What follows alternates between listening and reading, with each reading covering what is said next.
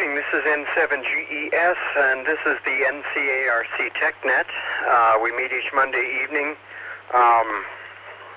at this time to discuss issues of a somewhat technical nature for amateur radio. This is a place to ask questions, to learn more about amateur radio and how it works, and to get advice also.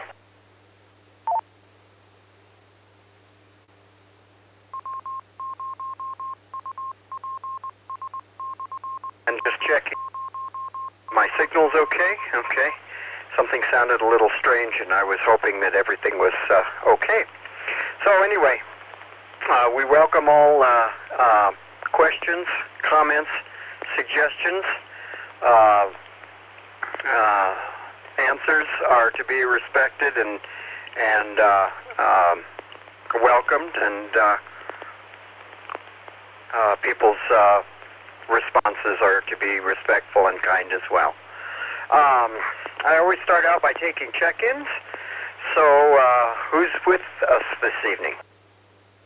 This is K1DEG and N7GES. You were fine. I didn't hear anything strange there.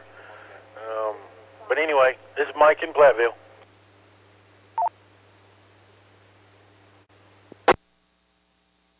This is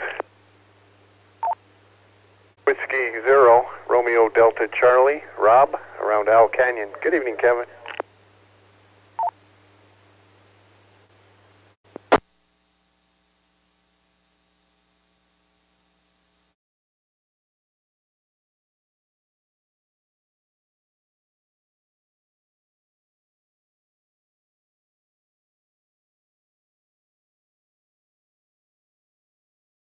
Well, good evening to Mike, K1DEG, and Rob, W0RDC. I talked to Rodney today, KE0AYK, and told him hello and that you were looking for him, so maybe he'll show up this evening. But in any event, thought maybe we get you guys together. Anybody else this evening?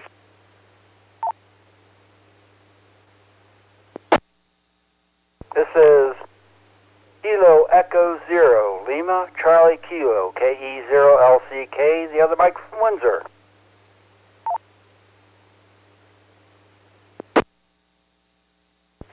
This is Kilo Delta Zero, Tango Yankee Uniform, Joe in Loveland.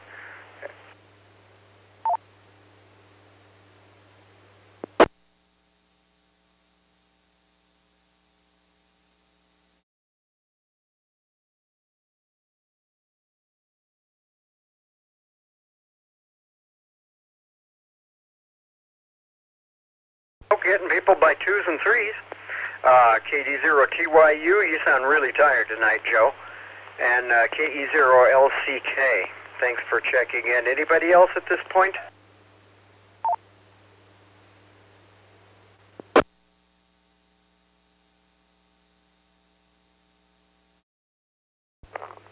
This is AE0CF Ben, 4 calls.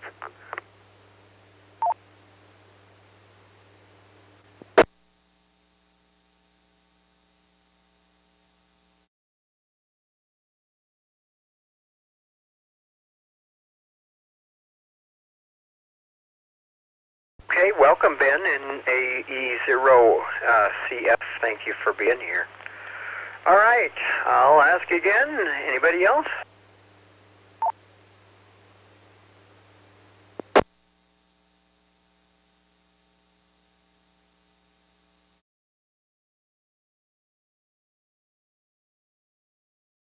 Well, hopefully it is not a short night, but we'll take what we can and help how we can, and go from there. We do have Echolink available. If you're listening by YouTube stream, you can contact us via Echolink at W0UPS-R. Sometimes we have people available to relay questions via the YouTube comments section, but that isn't always the case, but they'll certainly come to our attention at some point anyway. So feel free to use those resources as well. One more time, any other check-ins? Good evening, Kevin. This is November 0, Echo Mike Papa, Greg in Fort Collins with Debbie, K0DBE.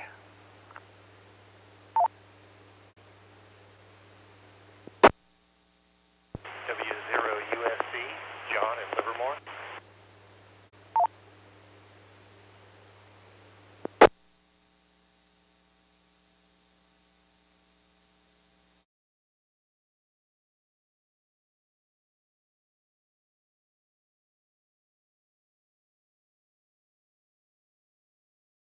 AE0BQ, Alpha Echo 0 Bravo Quebec, Daryl in Longmont.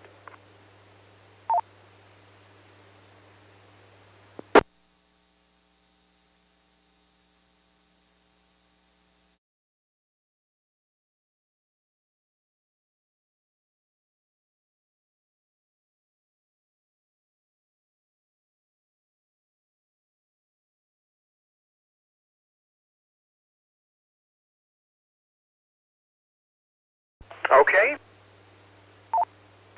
Welcome to AE0BQ, Daryl. Nice to have you back again. W0USC. Good evening, John. W0DB, WK0DBE, Debbie, and N0EMP, Greg. Thank you for checking in.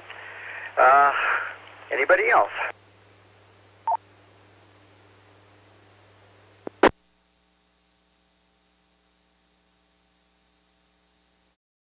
Good evening, Kevin. This is Whiskey 0 Delta Delta Zulu, Dave in Greeley.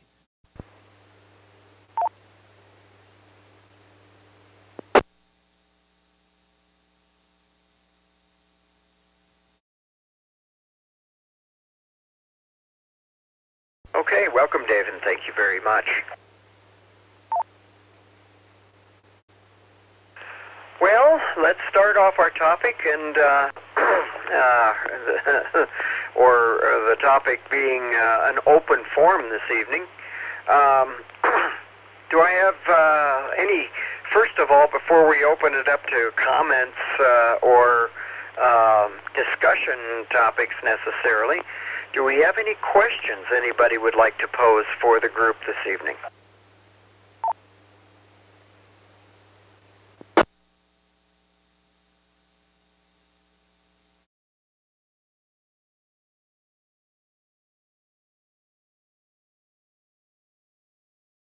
Right. Do we have any topics people would like to discuss this evening?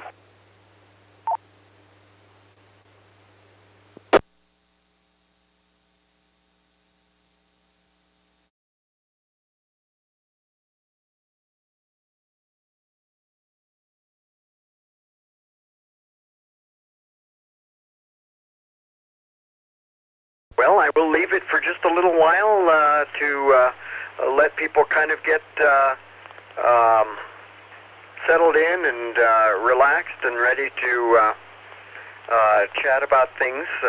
But being an open forum night, there's usually always something to that people want to ask about or know about or wonder about. So I'm going to just leave that open for people to pose any questions that they might have, or bring up any discussion topics that one might want to bring up. TYU. TYU, hi Joe. A couple things, Kevin. First of all, did you get my email about the phone number?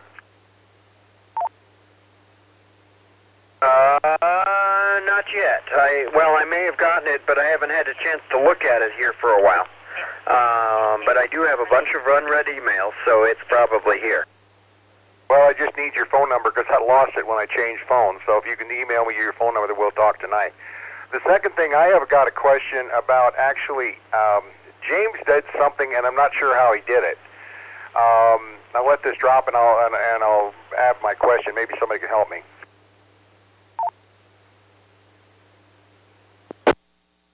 Okay, if you're familiar with the 400 Yaesu, I think it's an FTM 400, or I can't remember. But anyway, it's a really good radio except for one thing. It's got a lousy volume on the thing.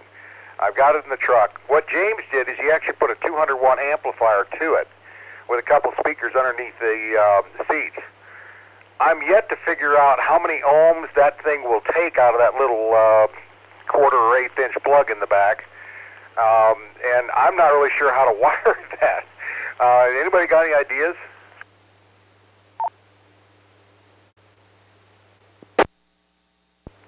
N0 EMP.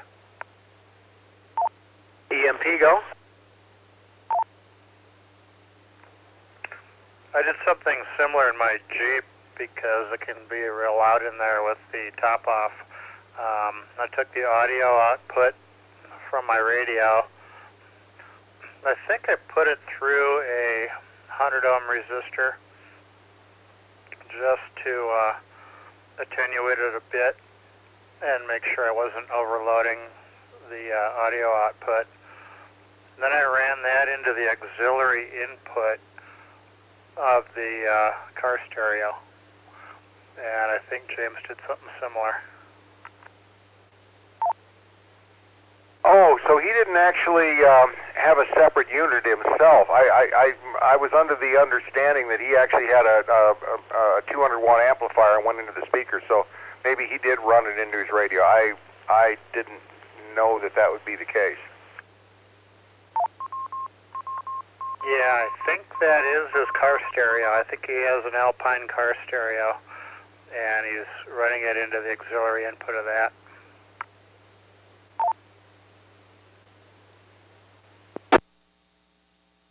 So he's actually using the radio for an amplifier. He doesn't have a separate amp. Oh, the car stereo. Whatever system that is, if there's a separate amplifier as part of that system, I don't know.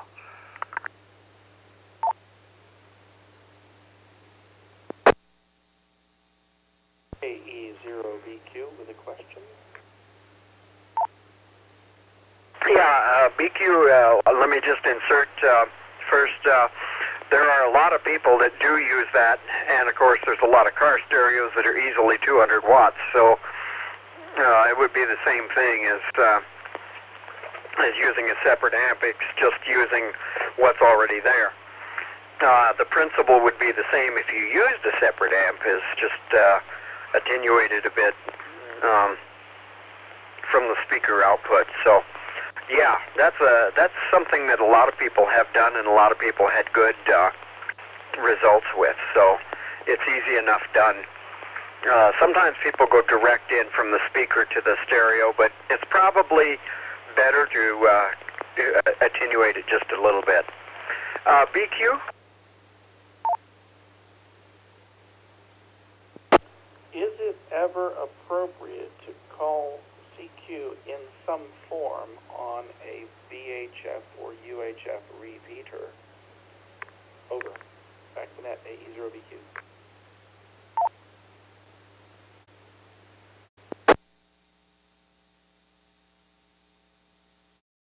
As an afterthought, if it's not, why not? Over.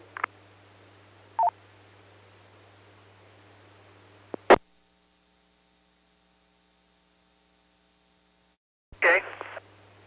I can offer my suggestions, and then we can hear from other people. Usually, I think we don't see people using CQ as much, just because CQ is thought to be a way of giving an extended call that people can find if they're tuning around a dial or listening to a faint signal. CQ as such is not a practice that most people utilize. But if you're just trying to get in contact with someone, trying to get an answer on a repeater, I've heard a fair number of people, and I've done myself, just gotten on the air and saying, this is N7GES. Is anybody listening this afternoon? Is anybody around that can give me a radio check if that's what I'm looking for? Is anybody around that can give me some information on the repeater? Is anybody around that would just like to talk this afternoon? And any of those things, which is not quite as much of a calling CQ type process, I guess you would say. Anybody else want to add anything to that?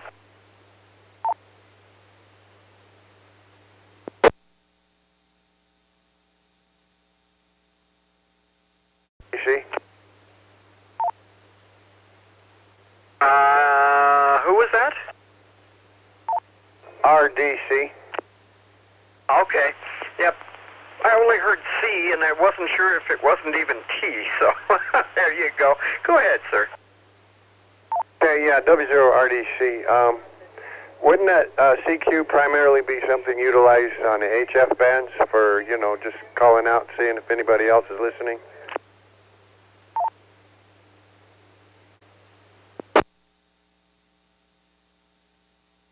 Yeah, I think that's what it's used. Somebody probably knows what CQ actually means, and it may really have to do with long-distance communications, or I'm looking. I don't know that for sure, but yeah, it's not commonly used. Probably because the tone of it sounds like I'm trying to do DX on a local frequency, which is not necessarily frowned on. Maybe some people might feel that way, but a more friendly way of saying, getting somebody to talk to you is just to say what it is you're looking for. I'd like to chat with somebody, or is anybody around today? Is anybody listening that could give me some assistance, or, whatever.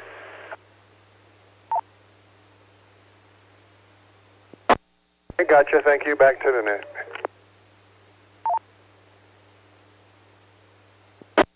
Okay, and BQ, did that help a bit?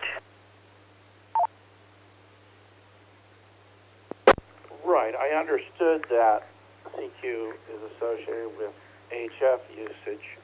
My question was, is it ever appropriate to call CQ in some form or other on a repeater?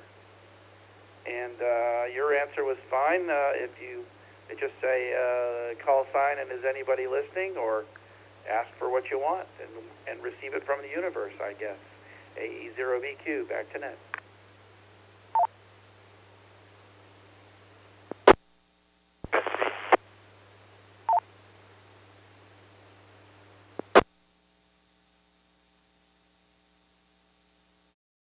Yeah, somebody else, anybody else have any comments on that at all? There is probably a tradition of what CQ actually means, and maybe that was felt not to be, maybe it's not as appropriate on VHF repeaters. I don't know for sure, but it's just not commonly done. But if you use plain English, then you get generally very good results there. Okay, other comments or questions? TYU. At TYU, go. Yeah, if you look on our web, if you look on the website on NCARC, there is a repeater procedure or courtesy policy, I guess you could say. Again, it's a gentleman's agreement. There's no FCC rule or anything like that. And basically, it says when you want to get on there, just say this is KD0TYU or Kilo Delta Zero Tango Yankee Uniform listening. And I again, it's an informal type thing. So to actually answer your question, Is there any time that you could use it? I guess you could use it any time. It's just not normally used. And like Kevin says, it's probably more HF. Now, if you're doing 2-meter sideband or even 70-centimeter sideband, yeah, I guess it would be, but that would not be through a repeater.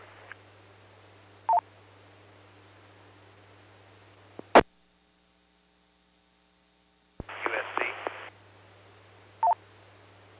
Yeah, USC. Good evening.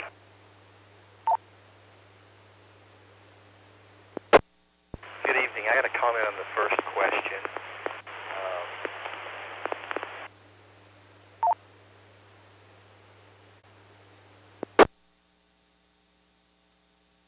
Yeah, go ahead, sir.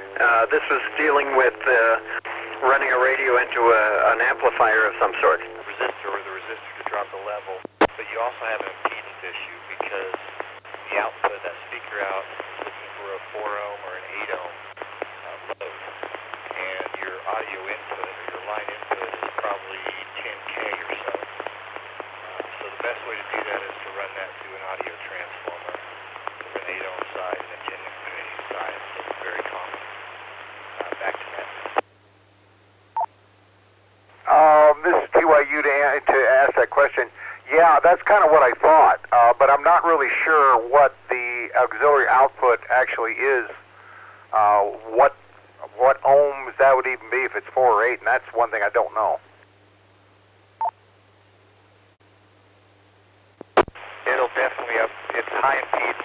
It'll be probably between 10K and 15K.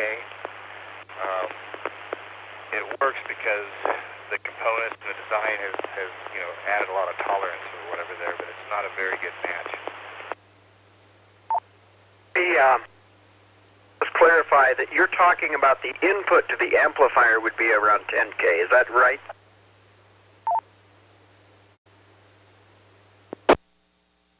Yeah, that's correct. A low impedance broadcast or recording music type microphone is 600K. A high impedance microphone is 10 to 15K. Those line inputs run around 10 to 15K as far as I know. Okay. And Joe, to answer your question, the output of the radio, it could be either 4 or 8 ohms. You'd probably have to check the manual. But since it's a speaker output, it's going to be, one of those two things. Now the question is, do you have to buy a specific transformer for 4 or 8 ohms, or is there some flexibility there? I haven't actually used these things, so I'm not sure actually what's available. EMP. EMP? N0 EMP. What I specifically did in my G to address that is my bulb.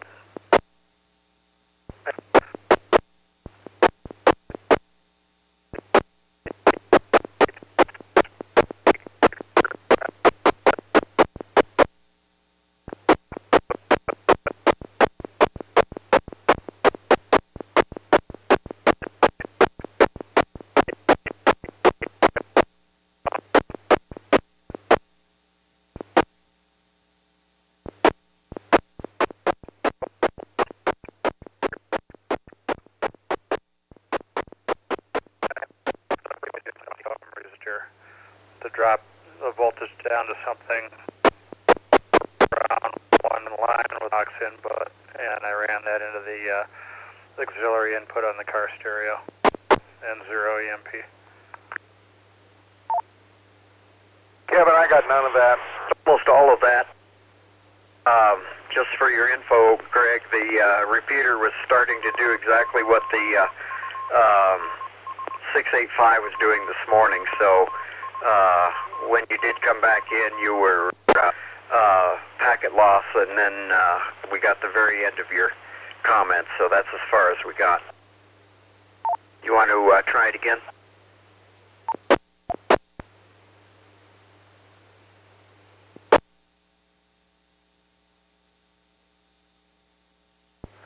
Okay, let me see if I have this here.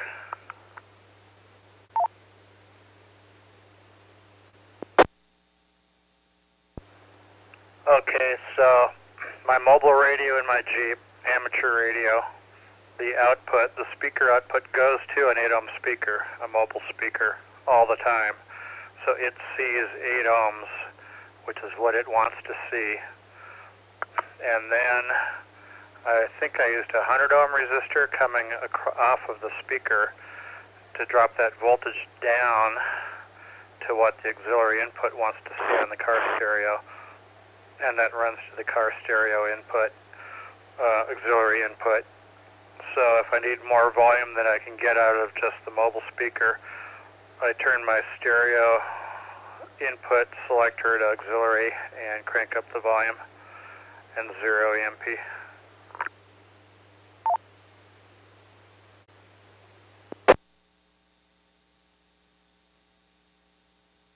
Okay. So back to John. Just as a curiosity, the transformers you mentioned, what's available that way, and how much tolerance does one have for speaker output as far as ohms change differences from one to another?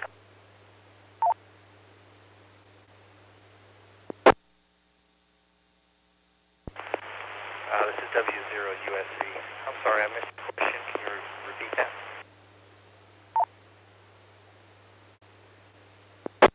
I'm sorry, you weren't making, you're almost not loud enough to copy. Did you not copy my question? Yeah, please repeat the question.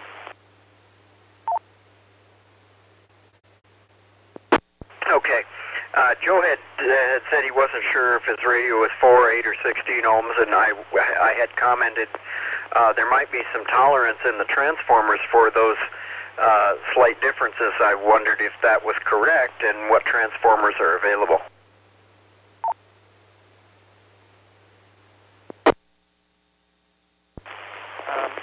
Yeah, there's a little bit of tolerance. If you think about matching, if you're matching 16 ohms to 10K versus 8 ohms to 10K, that's not a big difference between those two right there. So most of the transformers I've seen are 8K and 8 ohms and 10K. I don't know, I'm sure there's other ones made, but those are the most common ones I've seen.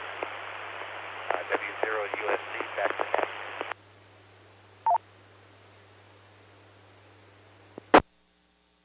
Okay, very good. All right, so we have two different ways of doing this. One is just sort of cutting down the amount of power, and the other is actually, cutting the power and changing the input, matching the input impedance as well.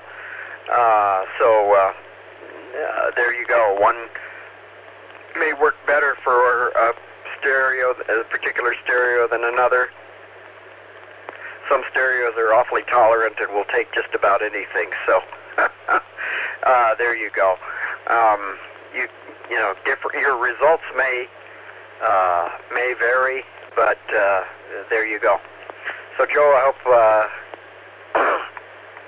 that helps you a little bit there.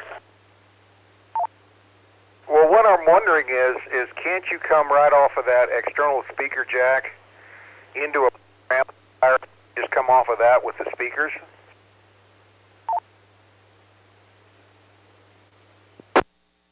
Okay, so we just checked your question. You want to know if you can come right out of that speaker output directly into the stereo, correct? Not the stereo, to an independent amp. Okay, well, same thing, only different device. But yes, if the amp has an auxiliary input, not a mic input, but an auxiliary input, you may be able to do that. You may have some issues because of the impedance mismatch and the too high a signal level, and you may have other issues, because of those things. But you can try that, but it's not. You may need to attenuate the signal down a bit, and you also may need to make sure that your impedance is matched properly. K1DEG, comment.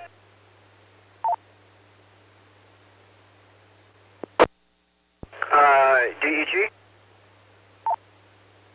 Joe, if you have an amp that has speaker inputs on it, then in my opinion, and this is what I have done in the past, you can take the audio that comes out of the radio, split the wires, and run that audio into the speaker input. If your amp only has RCAs, then the impedance is going to be a little different. You may have to do some of the other options that everybody's talking about. But if it has speaker inputs on that particular amp, then there should not be an issue. B4AI. USC.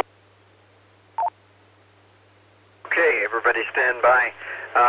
NP4AI, welcome. And if you can hold on, we'll get back to you. Actually, let me take you first, since you were first there. It's good to hear you. What you got for me, Brad? Okay. Yeah, the other gentleman is correct. If there are RCA inputs, those are line level inputs, not local. And your output from your speaker output is going to be local level. It's going to be, not only is the impedance different, but it is also a lot higher level output than what the RCAs will want to see, and you're going to have to knock that down. It can be done. It's just kind of tricky, but it can be done. Not only the impedance is not the main issue, it's actually the level of the signal. You're going to knock that level down to line level instead of what they call local, which is basically speaker output. But it can be done. It's messy, but it can be done. And go ahead. P4AI back down.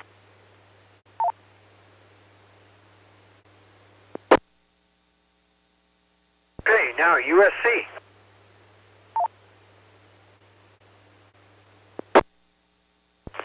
Yeah, thanks everyone. So I would recommend maybe a powered external speaker. You know, MFJ makes some external speakers for mobile. They also make a powered one with adjustable volume on the front. That might work if you can get it, you know, even at your ear somewhere where you can turn it up. Or maybe something bigger if you need. But you might want to look at a powered speaker to add to that. That should be real simple to add to. W0 USC, back to net.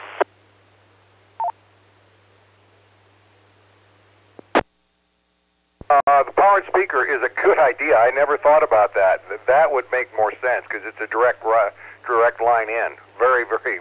I thank you for that.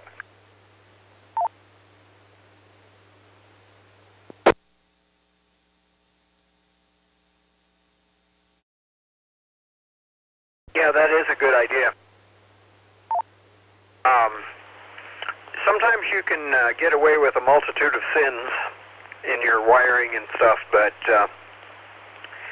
they will sometimes come back to haunt you, so you do have to use things at your own discretion and see how they work. You know, in Greg's case, he has no problem, and it's working great for him. I've done some direct input into an auxiliary input and gotten along okay, but I'm also extremely careful with the level I use. So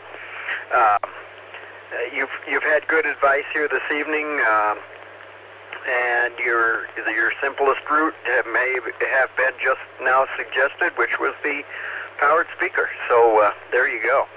Lots of options there, and lots of good advice. All right, anything else on this, or does somebody have another question? This is N7GES, and this is the TechNet.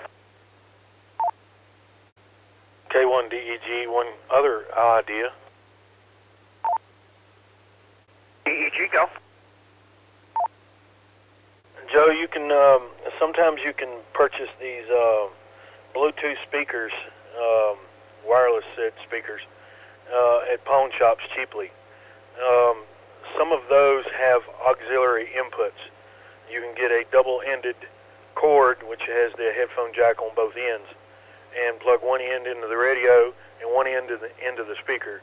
That will provide you with the extra volume that you're probably looking for.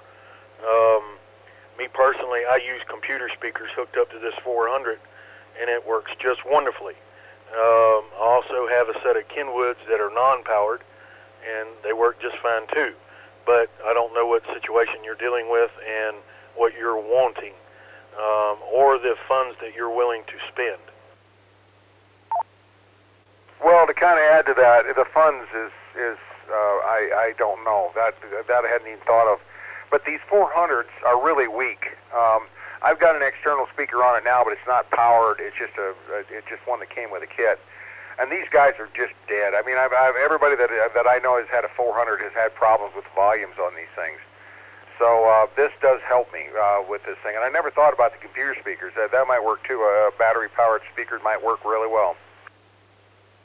Joe, I would suggest getting a set of computer speakers. You will notice a difference. I have used my non-powered Kenwoods hooked up to it versus the computer speakers. And in my opinion, even Kevin would probably agree with me if he were standing here. The computer speakers sound better.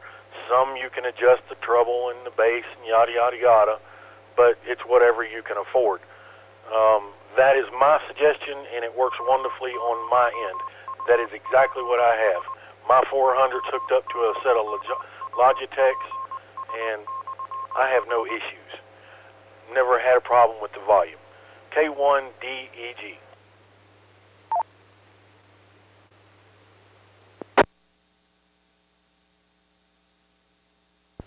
EMP. EMP, go. Yeah, I was thinking the whole time that Joe was going to go with a mobile installation. If you're going to use this in your house and you're going to use computer speakers, you can probably use the headphone output from the radio and feed the headphone output directly into the computer speaker, amplified computer speakers, because that headphone output is already reduced. And I don't know if that's what DEG is using, but headphone output from the radio into amplified computer speakers should work just fine, and 0 EMP. No, Greg, you're right. I'm going to use this mobile. One more comment, K1DEG. DEG? And Joe, I don't know if you have noticed it or not, or even tried it, but when you hook a stereo headphone jack into the back of the radio, the 400, the external speaker jack, that jack is stereo. Your bottom band is played on the right side, and your top band is played on the left side. Simple. Computer speakers, that's all you need.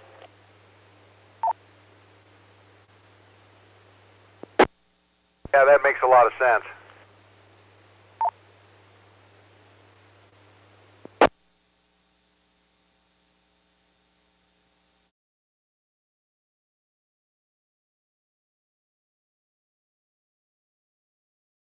Okay, very good. Thanks for all the suggestions and discussion. Let's see if anybody else has a question that they'd like to have answered. And then if there are more comments on this subject, we can sure come back to it, but let's not scare anybody else away that might have a question, and it does not have to be a complex technical nature.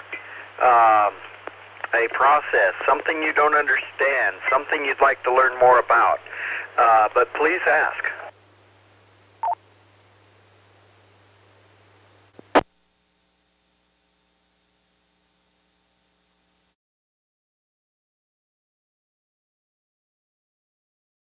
We had a good question a few minutes ago on operating procedures, and I think that's an important part of TechNet as well, and not because it's a technical issue, but because it's an important operating issue that all of us need to be aware of, and sometimes remind each other of, and that sort of thing. So that's another topic that is welcome on this net as well.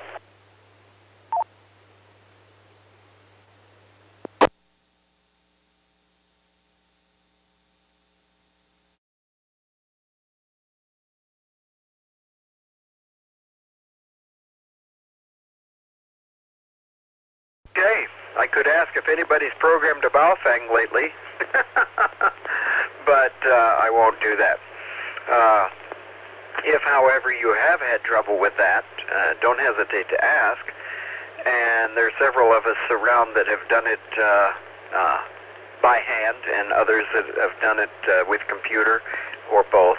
So, but there are plenty of other radios out there that have their own idiosyncrasies about programming. Some are very, very simple when you learn them, but at the beginning don't appear simple because we're not quite thinking the same way that the manufacturer laid out the radio. So, operating a radio, a new radio that you're not familiar with, and trying to interpret the manual and sometimes the very confusing directions. That's another topic that's welcome here, so don't be shy if you have questions.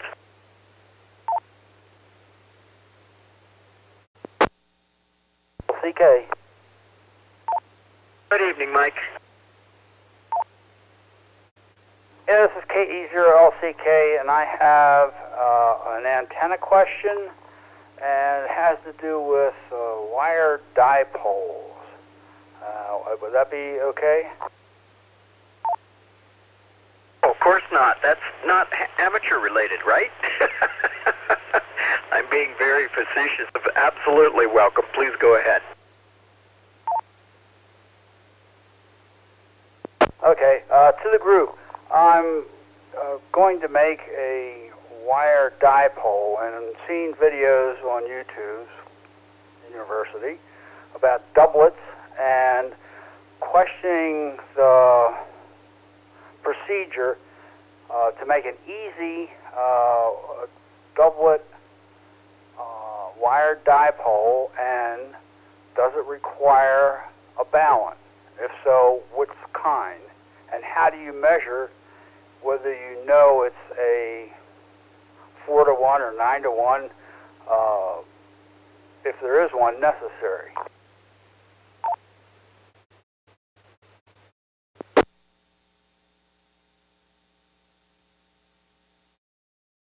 Okay. You're specifically asking about a doublet antenna, is that correct?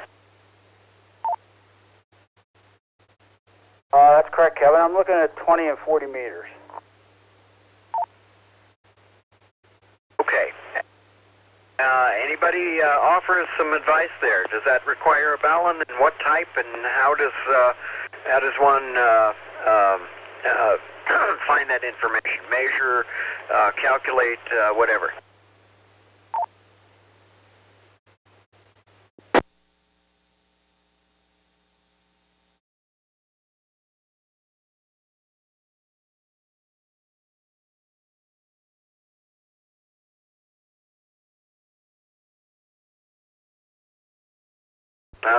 EMP, AI, I'm trying to think other folks around here that have certainly made their own antennas. Any of you folks help us out on this? EMP. Late to check in. Hi there, Mark, and I heard EMP. Mark, did you have comments, or were you just checking in at this point? I have a partial reply. A standard wire dipole, a half-wave dipole. I'm not speaking about doublets. I have to wake up a computer and go look to see what those are. A standard wire dipole, half-wave dipole, yes, does require a 1-to-1 balun. The intrinsic impedance of a wire dipole is, as I remember, about 73 ohms, which is close enough to 50 that you can get away with it. But you will have current flowing up and down the shield. The idea of a balun, a balanced antenna to an unbalanced line, is that that ferrite device transforms and stops the current that would be flowing improperly on the shield. Let's see, and with that I yield, and I have to go look up what a doublet is. Okay, EMP? EMP, my computer was already awake, and I looked up what a doublet was because I wasn't sure. And from what I'm seeing, a doublet is a half-wave antenna like a dipole, but it's fed with open wire or ladder line and then a tuner, and that allows it to be operated on multiple bands. I don't know if that's what Mike was talking about, or if he was talking about something like a fan dipole that has two separate dipoles for 40 and 20 meters.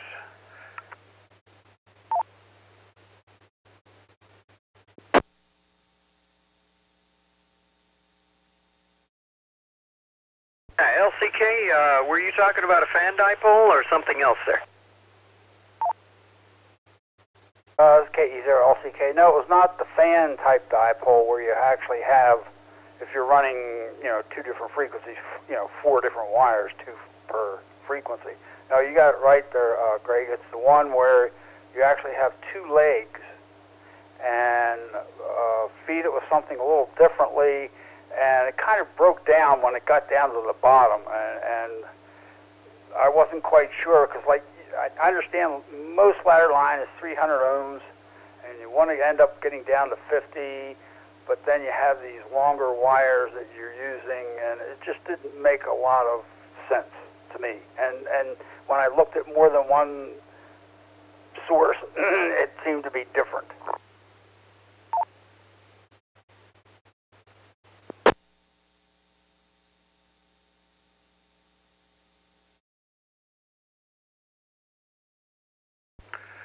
Yeah, one of the typical multi-band antennas, HF, that some people use is, I want to say 135 feet long, horizontal, split in the middle, fed with open wire line. And the key here is this open wire line can handle incredibly huge mismatches without without being inefficient. And then at the bottom of that, you have an open wire line tuner, and you can tune it up on a bunch of different bands that way, apparently. I've never done one myself, but there's other people here that have, and 0EMP. One of the ones I looked at was not that long, yet could cover 20 and 40. And that's where it started to get more confusing. It was like, if you had something that was, I don't know, I'll say, one of the ones I remember was like 44 feet long. And I'm thinking, that doesn't seem long enough at all. You probably want to be a half wavelength long at the lowest band you want to operate on. So, probably 66 feet for 40 meters. And then, but you need a tuner that's designed for open wire lines, so you need a balanced tuner at the bottom of your feed line.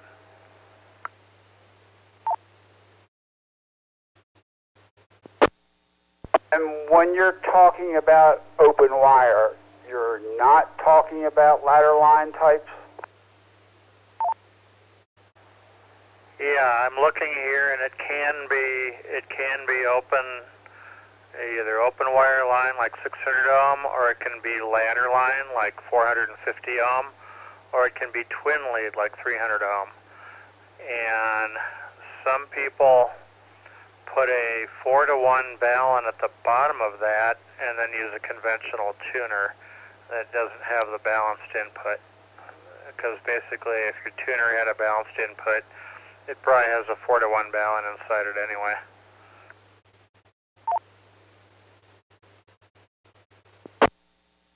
Well, what you're saying about the length, the lowest band, makes sense. Like I said, I hit something else, and it just didn't seem that way, and I'm trying to get a consensus around these homemade dipole type situations that, you give it a shot. It's just wire for the most part, and if it doesn't work, throw it away and start over.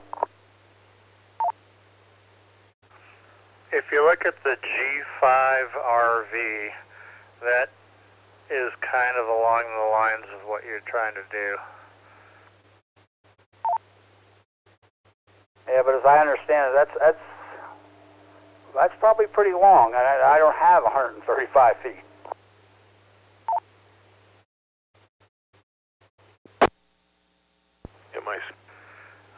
One I'm looking at is about 30 meters long, which is about 90 feet.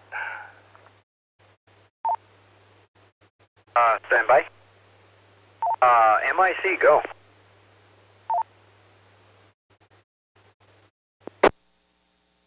Mike, there's another ladder line balun-free antenna called the ZS6BKW. It is a later derivation of the G5RV. It is 90 feet, 90 feet long, if you have that much. It can be installed as an inverted V. It is fed with 40 feet of ladder line, and the ladder line can be fed from coax. Kevin can speak from experience. I lent him one. He used it for a few years. I have one sitting in my basement. I would happily lend it to you. It does many bands without a tuner and most bands with a tuner.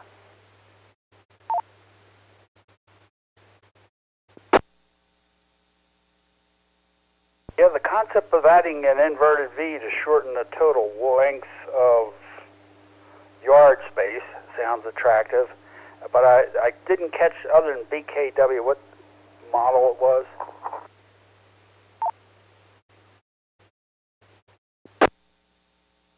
Zulu Sierra 6 Bravo Kilo Whiskey.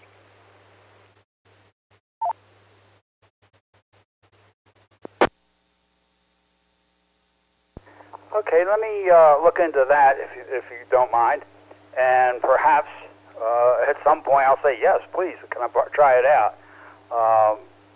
From what I understand, they have a lot of capabilities, and the NVIS configuration would also be appealing. So, anyhow, I'll let this go back to net for other topics. Thank you very much, gentlemen. This is KE0LCK.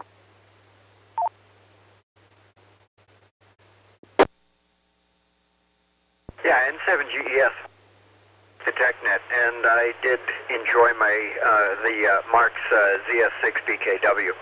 It worked quite well for me. You have to be very careful with the twin lead.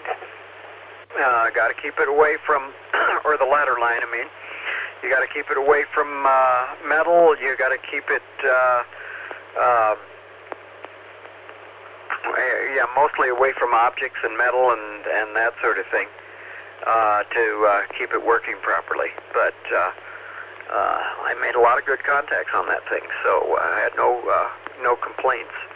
And a person can use it when it's installed properly on several bands, even without a tuner. And I did that for a while as well.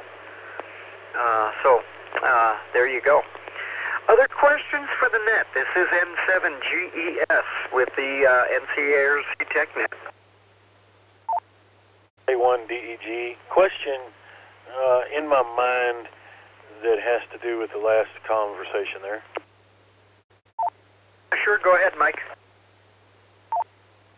All right, well, some reason I remember hearing somebody say they had a G5 RV in their attic, and they shortened the length of the G5 RV by wrapping it around a 2-liter, either a 2-liter or a 20-ounce bottle, and changing the length of it, and it did not change any other aspect of the tuning capabilities or anything like that.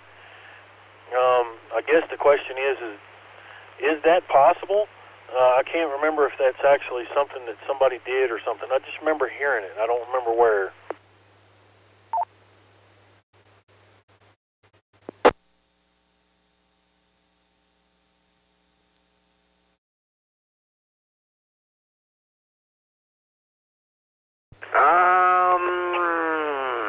I don't know how that would work. Anybody make any other comments? I could imagine, unless there were, specific ways to wrap it, you certainly wouldn't wrap that ladder line because I'm sure that would create some problems. You're certainly not spreading things out well in an attic. I understand that. Now, I recently was talking with somebody that did something with a pipe or a Coke bottle type thing. It was more of a pipe, I think, wrapping a single wire around it and using it as an antenna in a small space. But again, that would be a completely different type of antenna. The effectiveness might be a bit questionable, but you know, you use what you got to use in the conditions you have.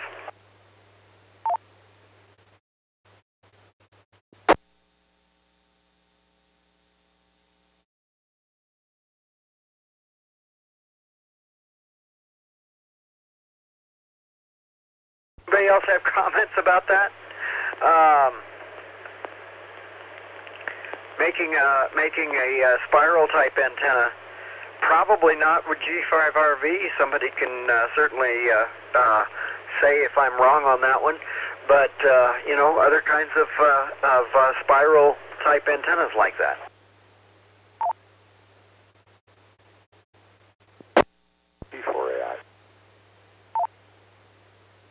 Good evening. Go ahead, Brad. Yeah, spiral type antennas. I've seen those in the past. I believe the early double bazookas were spiral type. And I know people have done dipoles and even inverted V's. They call them with the slinkies. In fact, they called it the slinky antenna. People would take slinkies and make cut them for like 10 or 15 meters. You know, the metal ones that it would make spiral type antennas. So I have seen that done. It does compact a little bit, and it does some strange and wonderful things to the radiation pattern. But normally they work, and with a trimmer they'll work halfway decently. And by a trimmer I mean that's the button that says tuner on a lot of your rigs, and they're not really full tuners, they're just trimmers. That'll bring it from 3 to 1 down to something acceptable. But anything above 3 to 1, you're going to need an actual honest-to-goodness tuner. Yeah, I've seen those. In fact, I used them. And you talk about fan dipoles. I've actually had fan inverted V's with all elements for all bands, 80 through 10. This is before work. And it was fed with, I've had one that's fed with 52 ohm coax and one that's fed with 75 ohm, and they both worked like a champion. Again, I used the tuner and a trimmer, but didn't need it for much. And, that's what I'm hoping to put up. I'd like to put one up here at the house, but I think it's going to be 40 meters low pert and 75 meter inverted V.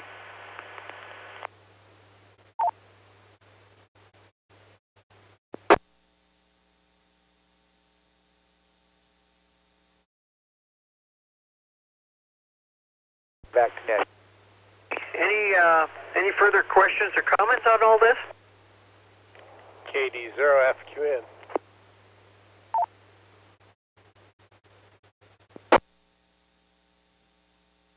SQN, hold a second, but welcome. DEG, anything else? Well, I'm done. I was just curious if it actually could be done, that's all, and pretty much answered the question, I guess. Okay, very good. KU0SQN, welcome, and anything for the net tonight?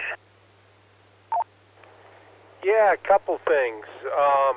The guy for the attic question, I don't know about wrapping around just a Coke bottle. I think you get more of a noise resistance or whatever, get rid of some of your noise.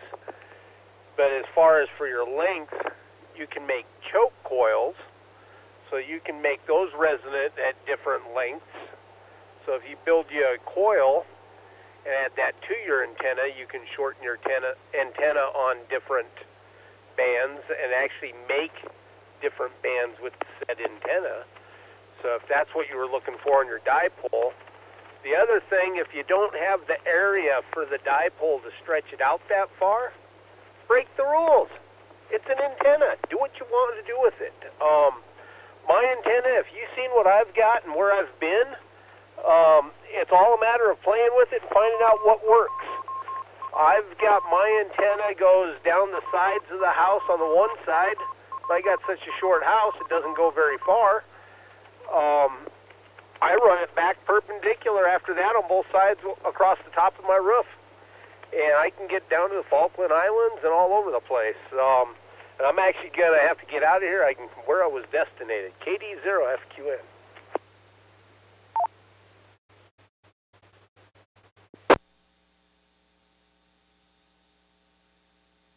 Thanks for joining us for that short bit anyway. I appreciate it, and glad to have you there.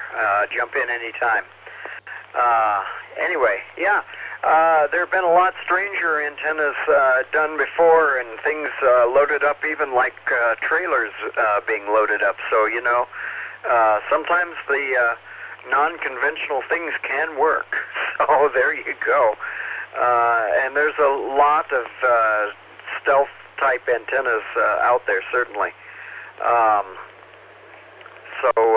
Anyway, good stuff to think about, and hopefully, DEG, I'm hoping you're not in a situation where you're going to be needing that kind of antenna, but if you are, there's certainly plenty of stuff out there that you can try when you get to that point, and I hope the studies for extra, general, or extra, or whatever you want to move to, are going well for you.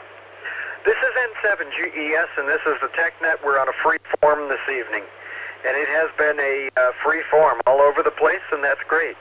Do we have any other comments or questions for the net tonight?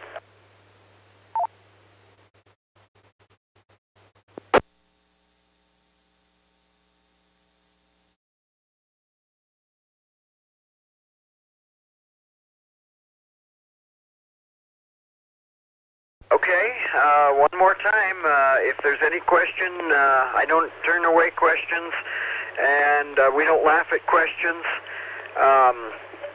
So if you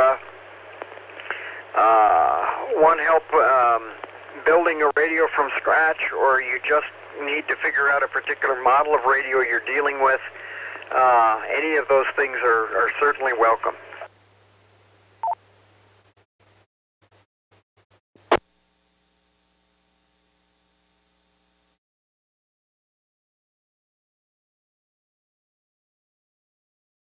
Okay, well, we've had a bit shorter net, but a good net, I think, and I hope people have gotten a lot out of it. I think we've had a lot of good information here,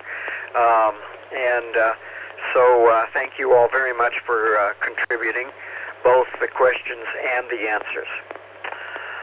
Okay, for next week, I have had several requests for discussion of 3D printers. Yes, this is not directly amateur radio related, but certainly many of us that are experimenting with radio are experimenting with lots of other things as well. And people are already using 3D printers to make radio-related items as well. So it might, I think, be an interesting topic. I know we have several folks who are already using them, some folks who are newly using them, and some folks who are very interested in trying them. So this will hopefully be an interesting topic. I do not know what directions it will go, but hopefully we'll have some good amateur-related info in there, as well as, of course, all of the technical info that we need to know about making one of those printers set up properly and work properly, and then deciding how to make something.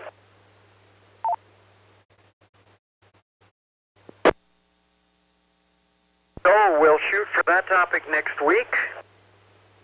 Once again, If anybody has questions for the TechNet that you'd like to write in instead of voice in, if anybody has comments for the TechNet, questions or comments about the TechNet, either of those things, please contact us. Our email address, the easiest, the best address to use for us would be Elmers, that's ELMERS, at NCARC.net. I'll try this again. Echo Mike. Phooey. Echo Mike. I can't spell tonight. Echo Lima Mike. Echo Romeo Sierra at Northern Colorado Amateur Radio Club.net. Again, we have that email address for any kind of questions or comments, either for the net in future or for information or comments about the net. So please make use of that. That's for that can be for topic suggestions. That can be for suggestions about for questions you'd like to pose or whatever. So please feel free to use it.